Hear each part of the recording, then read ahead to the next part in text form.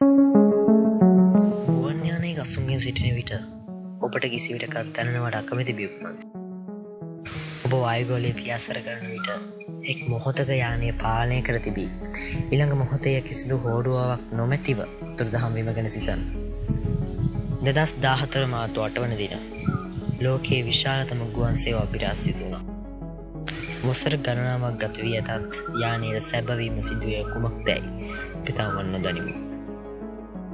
ඩිව් point gossip අද හෙළි කරන්නේ මෙම අභිරහස පසුපස ඇති නිරතෝදුරු සොයාගත් රහස් සහ කවුරුත් කතා නොකරන කුමන්ත්‍රණ න්‍යායන් ගැන.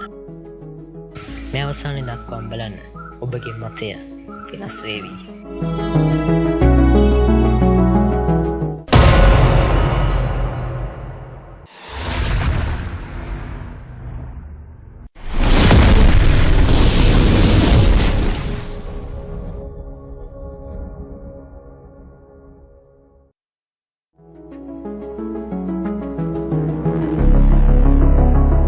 MH370 ගුවන් යානය කුවාලා ලම්පූර් සිට චීනයේ බීජිං පළාත් පියාසර කරමින් සිටියේ මගින් 227ක් සහ කාර්ය මණ්ඩලයේ 12 දෙනෙකු සහ ගුවන් ගත වී පැය භාගයකට පමණ පසු වියට්නාමයේ ගුවන් සීමාවට ඇතුළු වීමට ආසන්නය සිටියේදී සියල්ල වෙනස් වුණා.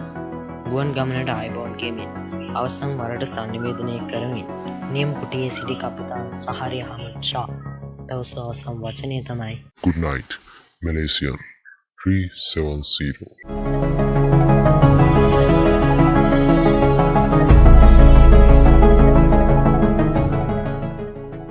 ඊට තප්පර කිහිපයකට පසු යානයේ තිබූ ට්‍රාන්ස්පොන්ඩරය කියන්නේ ගුවන් ගමනාගමන පාලකයන්ට යානයේ පිහිටිය පෙන්වන උපකරණය අක්‍රිය වුණා. මේ නිදහස් කළේ සිවිල් රේඩාර් වලින් යානයේ ශනිකව අතුරුදහන් වූ බව. නමුත් මැලේසියානු හමුදා රේඩාර් මගින් යානය අසාමාන්‍ය ලෙස ආපසු හැරී ගොස් මලක්කා සමුද්‍ර සංධිය හරහා ඉන්දියන් සාගරය දෙසට ගමන් කර ඇති බව සොයාගත්තා.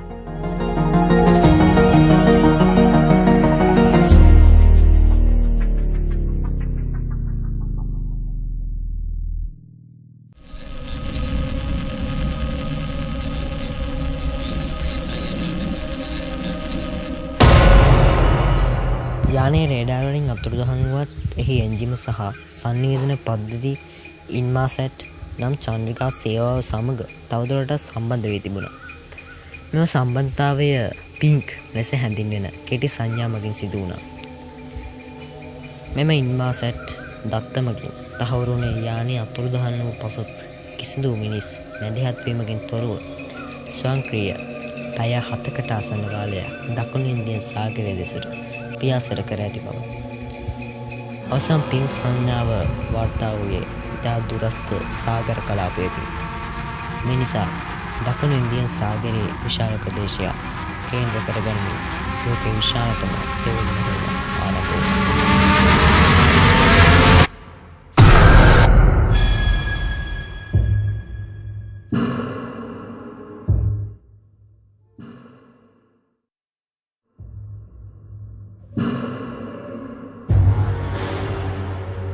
දෙදස් 15 ජූලි මාසයේදී යානය අතුරුදහන් වී වසර එකහමාරකට පසු අප්‍රිකාවට ආසන්නව තියෙන රියුනියන් දූපතේ සුන්බුන් කැබල්ලක් සොයාගත්තා.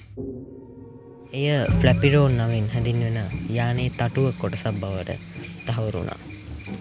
ඉන්පසු තවත් සුන්බුන් කැබලි මොසැම්බික්, ටැන්සානියාව සහ දකුණු අප්‍රිකාව ඇතුළු ඉන්දියන් සාගරයේ වෙරළ තීරයන් කිහිපයකින්ම හමු වුණා. මෙම සියලුම කැබලි MH370 යානයට අයත් බවට තහවුරු වුණා.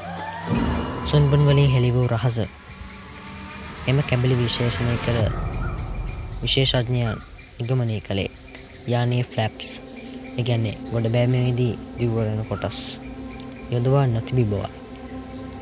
මෙයින් අදහස් කළේ යානයේ පාලනයෙන් තොරව ඉන්ධන අවසන් වීමෙන් පසු වේගයෙන් සාගරයට වැටී ඇති බව.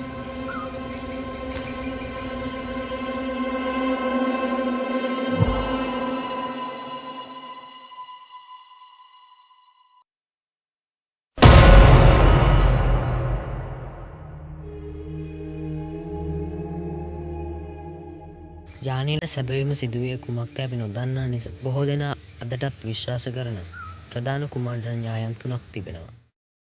පළවෙනි එක. නියමුවාගේ දිවි නසා ගැනීම. යානය පාලනය කර කපිතාන් සහරිෂා ඉතා මතාම දිවි නසාගෙන යානය ස්වයංක්‍රීය නියම පාලනයට දමා සාගරයට යොමු කළ බව න්‍යායක් පවතී. ඔහුගේ ගුවන් ගමන රූපකයේ අසාමාන්‍ය ගුවන් ගමන් මාර්ග තිබී සොයා ගැනීම මේ සැකයට හේතු වුණා. නම්බර් 2. රහස් හමුදා මෙහෙයුම. යානය තුළ තිබූ රහස් භාණ්ඩයක් හෝ මගියෙකු නිසා බාහිර හමුදා බලවේගයක් විසින් එයට පහර දී යානය හිතා මතාම රේඩාර් වලින් සැඟවීමට උත්සාහ කළ බව. අංක 3.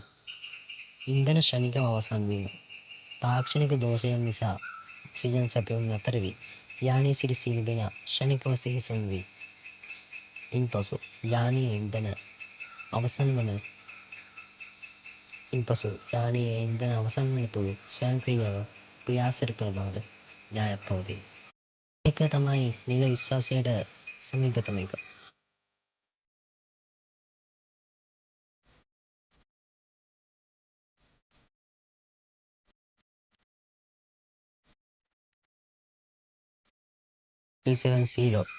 අභිරහස ගුවන් සේවා ඉතිහාසයේ විශාලතම වඩාත්ම මිල අධික සහ සංකීර්ණ සෙවුම් මෙහෙයුම් ආරම්භ කළා. අවසාන වශයෙන් යානය දකුණු ඉන්දියන් සාගරයේ ගැඹුරුම කොටසට කඩා වැටී ඇති බව විශ්වාස කළත් එහි ප්‍රධාන සුන්බුන් හෝ බ්ලැක් බොක්ස් කළු පෙට්ටිය තවමත් සොයාගෙන නැහැ. මෙම අභිරහස අපිට පෙන්වන්නේ අපගේ ඉහළම තාක්ෂණය සහ ආරක්ෂක පද්ධති තිබියදී පවා අපට තවමත් සොබා දහම හෝ මානව අභිප්‍රායන් පිළිබඳව කෙතරම් අභිරහස් තිබිය හැකිද යන්නයි. ඔබගේ අදහස් කුමක්ද? MH370 යානයට සැබවින්ම සිදු වූයේ කුමක්ද? පහතින් කමෙන්ට් කරන්න. View Point Gossip channelයේ තවත් මෙවැනි රහස් සහ අద్භූත කරුණු දැන ගැනීමට දැන්ම subscribe කරන්න. අපි ඊළඟ වීඩියෝවේ හමු වෙමු.